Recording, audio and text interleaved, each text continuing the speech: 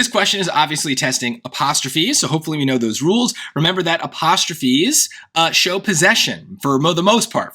The exceptions are going to be the pronouns, but we don't have any of those here. So it's really just, do hands and antennas need apostrophes? So just break it apart. Don't try to do everything at once. Focus on one word at a time. So I'm going to focus on the word hands, just because that's first.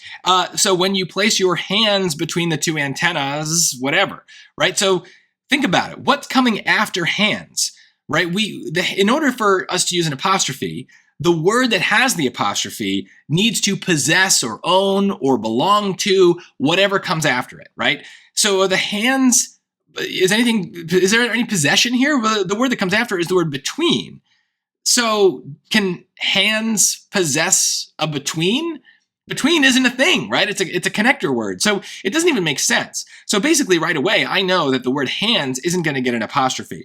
I'm not particularly interested in whether the apostrophe comes before or after the S. I'm only interested in whether I need one at all. And if I say I don't, that gets rid of choice A, gets rid of choice C, gets rid of choice D. And so it must be B. Now I'm going to double check. Let's see what antennas has got going on, because that also doesn't seem to have an apostrophe. And if we think about it, look, what's after the antennas? Nothing, right? It's a comma.